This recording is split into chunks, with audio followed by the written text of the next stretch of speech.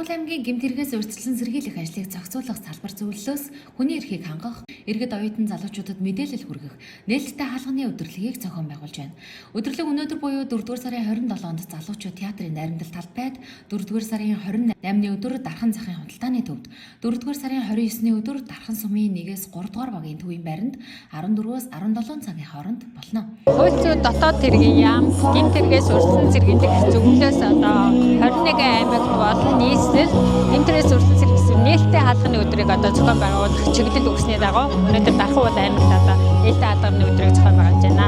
За нээлттэй хаалганы өдрийн гол зорилго маань юу гэхээр санаатай болон санамсаргүй хууль мэдгүйгээс болоод гэмт хэрэг зөрчил өртөх явдал их байгаа тул үүнээс урьдчилан сэргийлж нийтдээ 21 төрлийн байгууллага энэ нээлттэй хаалганы өдөрлөгт оролцож иргэнд хууль эрх зүйн мэдлэг үн төлбөргүй урьдчилан сэргийлэх чиглэлээр зөвлөгөө авах тусалцаа үзүүлэх зорилгоор энэ ажлыг явуулж байна. Өнөөдрийн бүх үйл ажиллагаанд манай хамгийн гол зорилго цагдаагийн байгууллага, прокурорын байгууллага, шүүхийн байгууллага, газрын хаалга, нийгмийн даатгал гэдэг иргэний шаардлагатай тийм хэрэгцээтэй бүх зүйлийг зөвлөгөө өгөх зорилгоор энэ ажлыг үйл ажиллагаа эхлээд явуулж байна. Энэ ажил нээлттэй хаалганы өдөрлөг маань 3 хоног явагдана. Тийм учраас Дархан аймгийн иргэд та энэ 3 хоногт өөрт хэрэгцээтэй бүх мэдээллийг энэ нээлттэй хаалганы өдөрлөгөөр хүлээн авахд боломжтой юм аа. Мөн Монголын хуульчдын холбооноос жилбэр зохион байгуулдаг хуульчийн Пробоно 2026 арга хэмжээг хамтдаган зохион байгуулж, иргэдэд хууль эрх зүйн анх шатны зөвлөгөө мэдээлэл үн төлбөргүй өгч байна.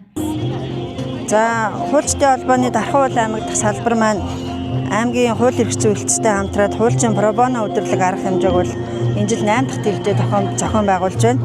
За, энэ жилийн хувьд бол аймгийн гэмт хэрэгээс урьдчилан сэргийлэх салбар зөвлөлтөд хамтран зохион байгуулж 3 өдрийн хугацаанд үргэлжилж байгаараа бол илүү онцлог байна. За тэгээд Пробоно үйл ажиллагаанд маань нийтдээ 22 байгууллага оролцож байгаа. За тэгээ иргэдтэй хандаж хэлэхэд хуульчид бид нийгмийн хариуцлагынхаа хүрээнд иргэд танд тусалсан асуудлыг нэг доорн цогцоороо шийдвэрлэхээр ингээд жил бүр бол цуглардгаа. Та 20 байгууллагын хаалга татаад явах байсан бол нэг доор энд хүрэлцэн ирснээрээ бүх асуудлаа цогцоор нь шийдэх боломжтой шүү. Тийм болохоос хүрэлцэн ирээрэй гэж урьж байна. Арга хэмжээний үеэр ерхий боловсролын сургуулийн ахлах ангийн сурагчдад хүндлэлээр нөхөрлийн сэдвт сургалтыг зохион байгуулж, хууль эрх зүйн зөвлөгөө өгөх юм а. Иргэд та бүхний хүрэлцэн эрхийг урьж байна.